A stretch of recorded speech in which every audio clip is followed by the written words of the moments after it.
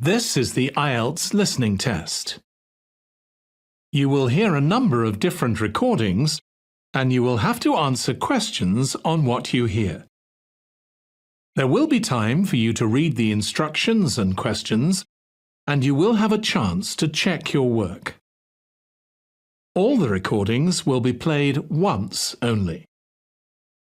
The test is in 4 parts.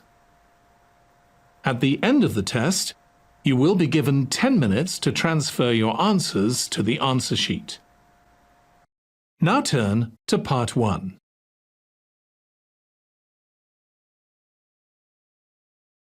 Part 1. You will hear John and Joan talking about their new school. Look at questions 1 to 5 on the form now.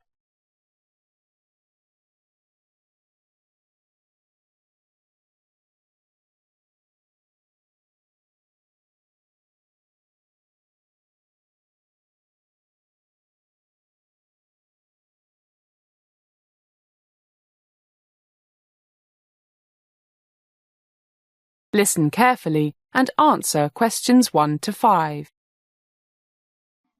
Hi, John. How's it going? Pretty good. What about you? Terrific. So what do you think of our new school? A1, man. Much better than the old one. In fact, I'm going to write an article for the London Times about it. Really? Yeah. Have you got half an hour? Maybe you should give me some ideas. If you buy me a coffee. No problem. How do you think I should start? Introduce the headmaster? Why don't you compare it with the old one? You know, the buildings, laboratories, language lab, computer equipment, fitness center, pool, stuff like that. Yeah, that sounds reasonable.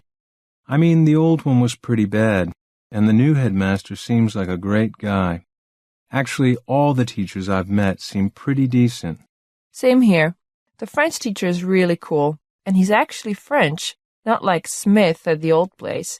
He sounded less French than even you do. Hey, my accent is perfect. Dream on. But why don't you start with what the headmaster told us school this morning, you know, his ideas on education and things? Yeah, I liked that. None of that stuff about how we must study hard for our futures in the honor of the school. There's no free lunch, that type of thing. He sounds pretty progressive. What did he say? If we teachers succeed in stimulating your minds, stimulating you to ask questions and think critically, then you will discover the joy of learning, enjoy your studies, and therefore work hard. Hey, what a memory. Those are his exact words. Do you remember what he said next? Something about it's good to keep fit. Yeah. Do you remember him mentioning those experiments showing that after half an hour of exercise, our brains are much more creative for hours? And puts you in a better mood. Did you see the fitness center? Look at questions 6 to 10.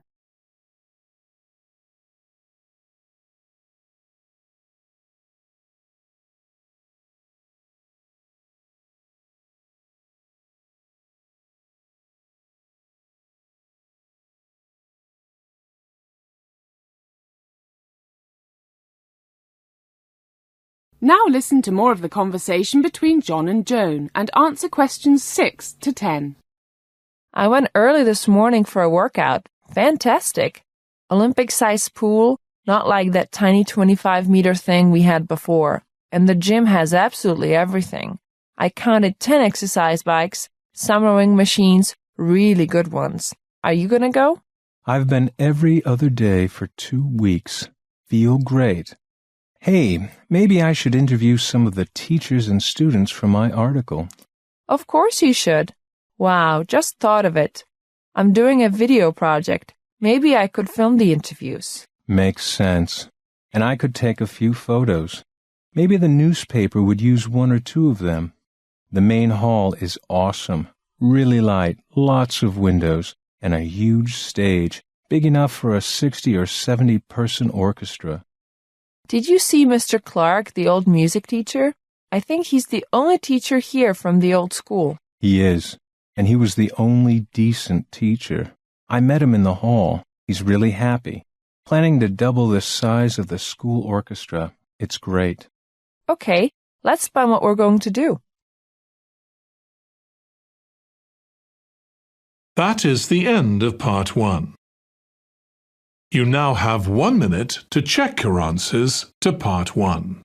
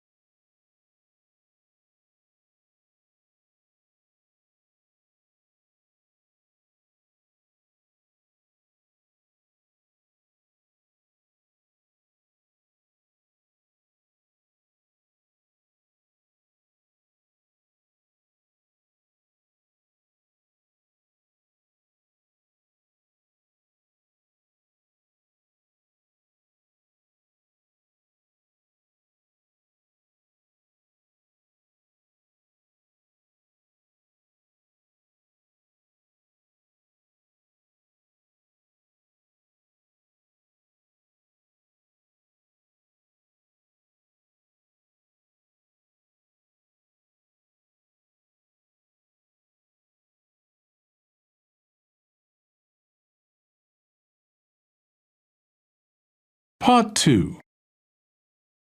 You are going to hear an introduction to some London parks. First, look at questions 11 to 15.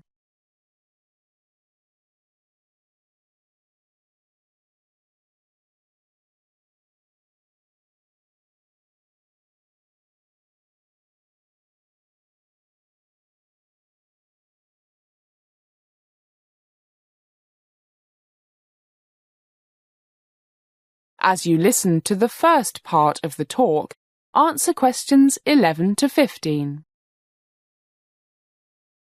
Good morning, everybody, and welcome to the London Parks Society. It's a lovely day, so in half an hour or so we'll go outside and start our tour of some of London's famous royal parks. But for the next half an hour or so, while we enjoy our coffee and biscuits, I'll tell you something about some of these wonderful parks, a brief history, and some of their special attractions. I also have a few slides to show you. First, what do we mean by Royal Park? In short, they once belonged to or were established by order of a king or queen of England, or at least a member of the royal family. And it's a good job they did. They provide quiet and natural scenery, places that we might not be able to enjoy today if our former rulers had just put buildings everywhere. Let's start with the most famous, Hyde Park. This park offers some of London's finest scenery and covers 630 acres and a perimeter of 4 miles. I know we have friends from France here, so I'd better give it in metric. That's about 260 hectares and 6.5 kilometres. Hyde Park dates back to 1536, when King Henry VIII got the land from the monks of Westminster Abbey. Much of the later design, its layout, was done by the architect Decimus Burton in the 1820s, who took full advantage of the area's high and low land. It was the original site of the Crystal Palace, built for the Great Exhibition of 1851, the original ancestor of today's World Expos, like the one that will be held in Shanghai in 2010, I think. So it's been popular for a long time, and not only the people who live and work near the park like it. Many famous rock bands like Pink Floyd and the Rolling Stones have put on big rock concerts here. I still remember the Rolling Stones concert there in, I forget the exact year. It was around 1968 when I was a university student. Now look at questions 16 to 20.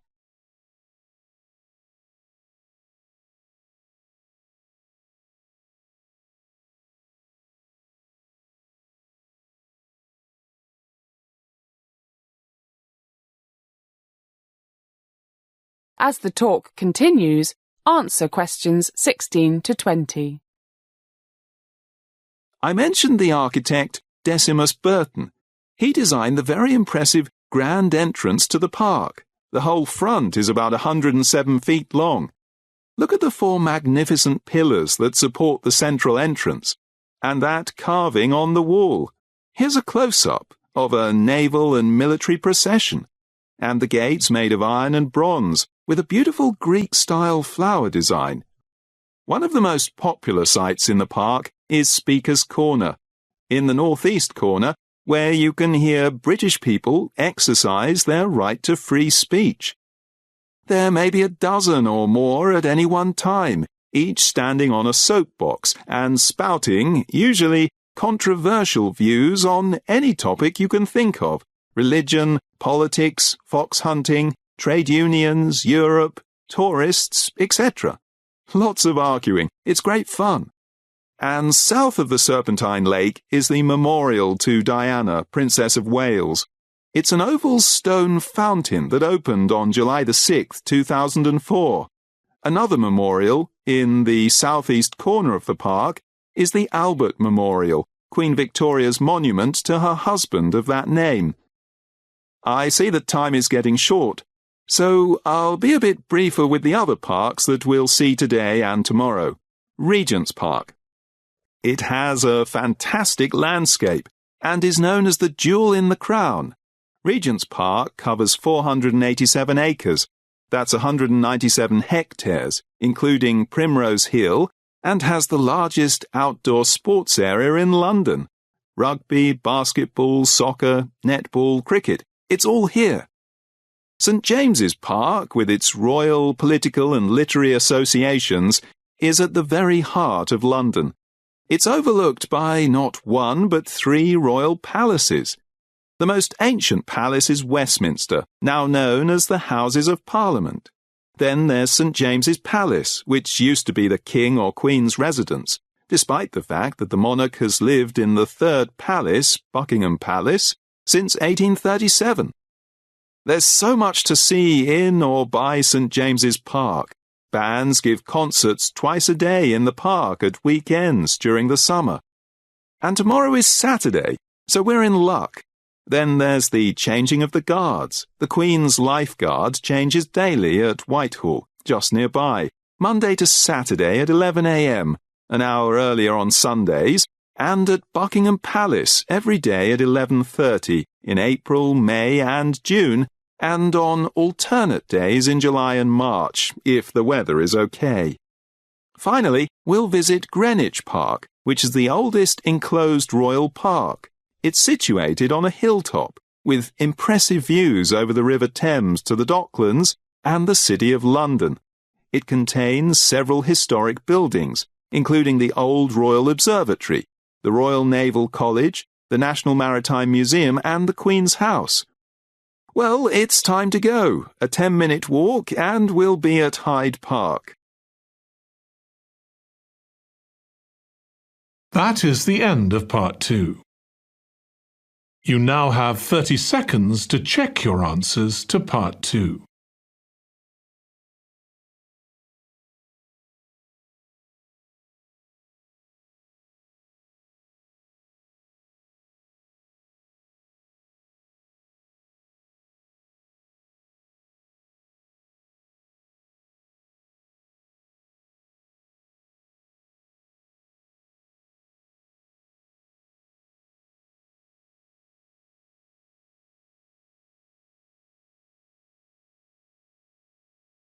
Part 3.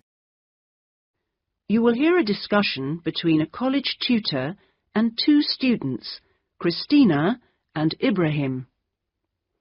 First, you have some time to look at questions 21 to 26.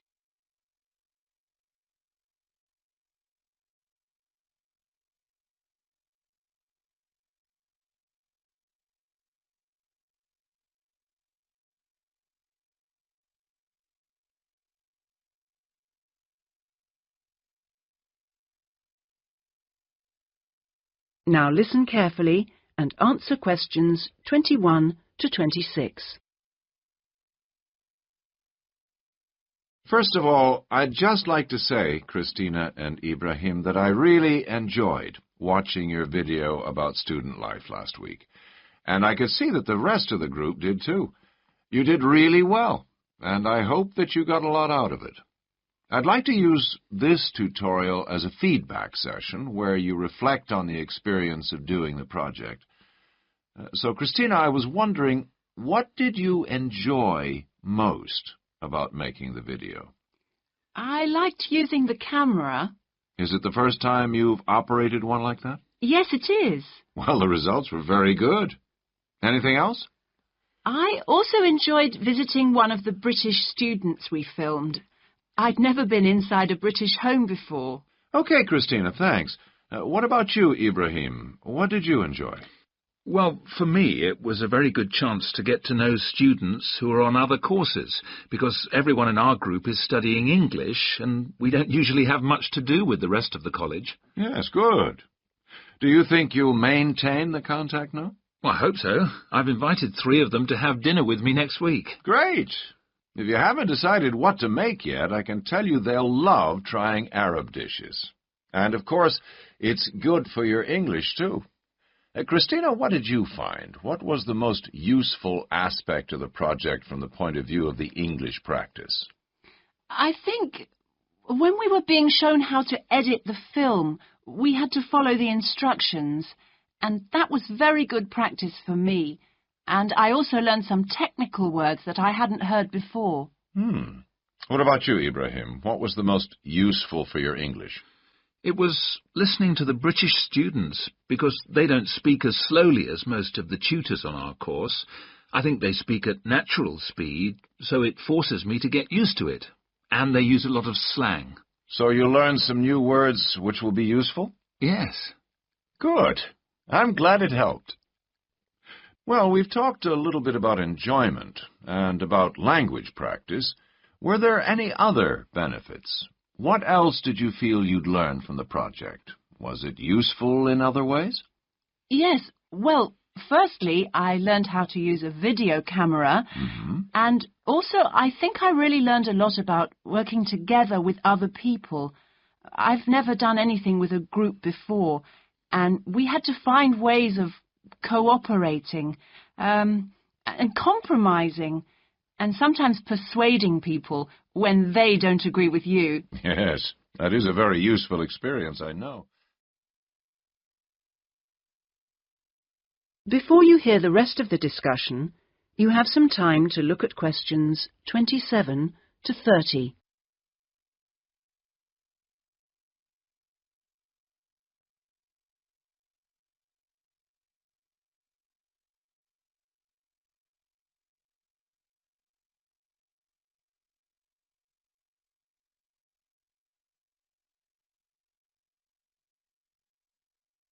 Now listen and answer questions 27 to 30. What about you, Ibrahim? Well, I think I learned a lot about how important editing is. When you're filming, you think that everything's going to be interesting, but in fact we cut around half of it in the end, and then it was much better. Good. Well, one last thing I'd like to ask.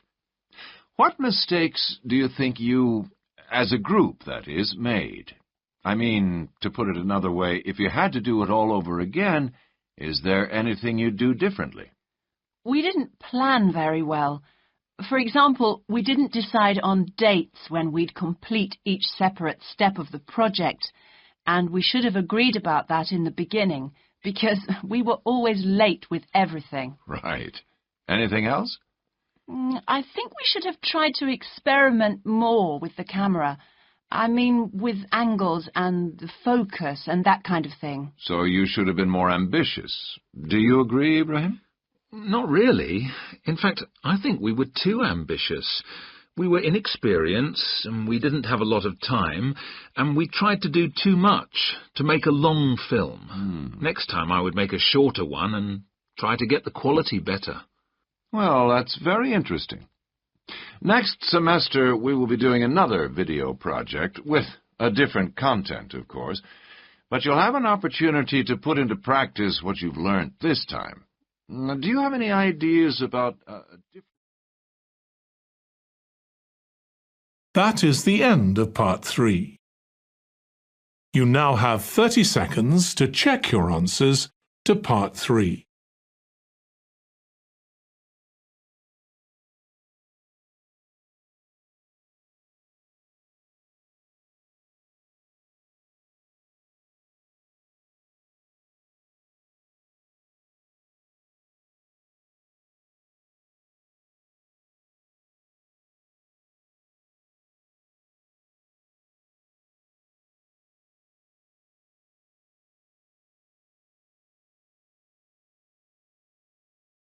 Part 4. You will hear a talk about scientific research in the continent of Antarctica.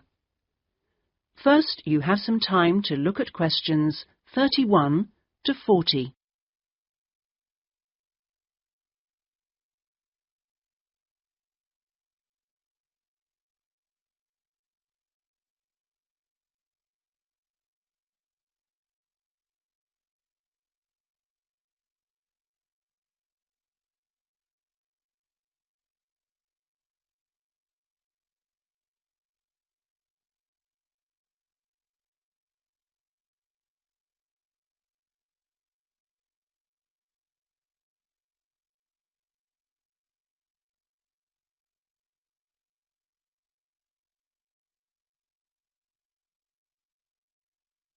Now listen carefully and answer questions 31 to 40. Tonight I'm going to talk to you about that remarkable continent, Antarctica. Remote, hostile, and at present uninhabited on a permanent basis. For early explorers, it was the ultimate survival contest.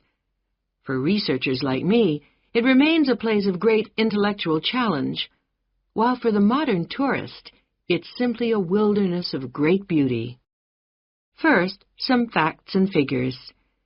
Antarctica is a place of extremes, the highest, coldest, and windiest continent, and over 58 times the size of the UK.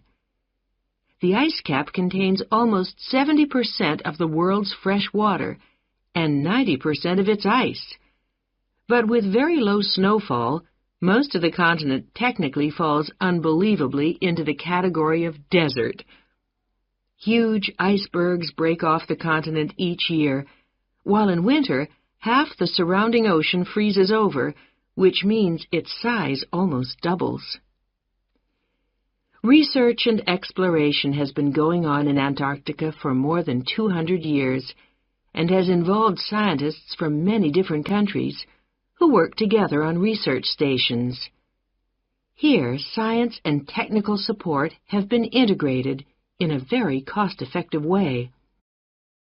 Our Antarctic research program has several summers-only stations and 2 all-year-round ones.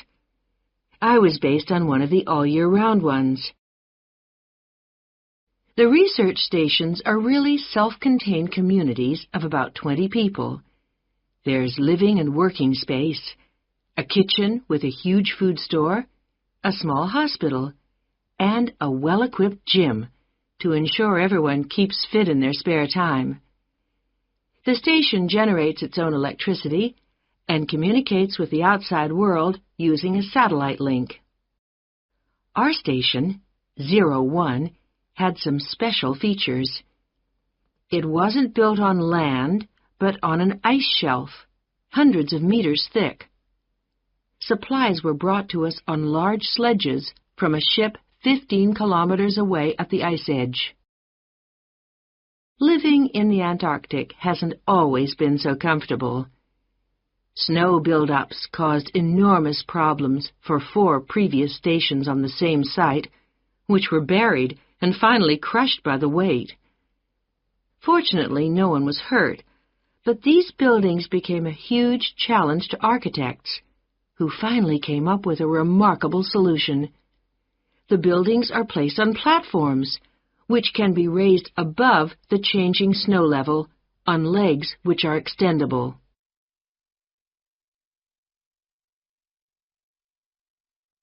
Food is one of the most important aspects of survival in a polar climate. People living there need to obtain a lot more energy from their food, both to keep warm and to undertake heavy physical work. Maybe you know that an adult in the UK will probably need about 1,700 kilocalories a day on average. Someone in Antarctica will need about 3,500, just over double. This energy is provided by foods which are high in carbohydrate and fat. Rations for field work present an additional problem. They need to provide maximum energy, but they must also be compact and light for easy transport. Special boxes are prepared, each containing enough food for one person for 20 days. You may be familiar with coffee processed by freeze-drying, which preserves the quality of the food product while making a large saving in weight. Well, this type of presentation is ideal in our situation. It wasn't available to earlier polar explorers whose diet was commonly insufficient for their health. I think that being at the cutting edge of science has a special appeal for everyone working in Antarctica, in whatever capacity. As a marine biologist, my own research was fascinating, but it's perhaps climate change research that is the most crucial field of study. Within this general field, surveying changes in the volume and stability of the ice cap is vital, since these may have profound effects on world sea levels and on ocean currents. A second important area is monitoring the size of the hole in the ozone layer above Antarctica, since this is an indicator of global ultraviolet radiation levels. Thirdly, bubbles in the ice sheet itself provide an index of pollution, because frozen inside them are samples of previous atmospheres over the past 500,000 years, and these provide us with evidence for the effects of such human activities as agriculture and industry. There are an increasing number of opportunities for young people to work for a period in Antarctica, not only as research assistants in projects like mine, but also in a wide range of junior administrative and technical positions, including vacancies for map makers. I hope that the insights I've provided will encourage you to take up these opportunities in this fascinating continent.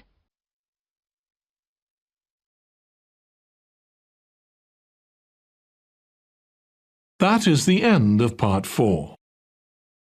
You now have 1 minute to check your answers to Part 4.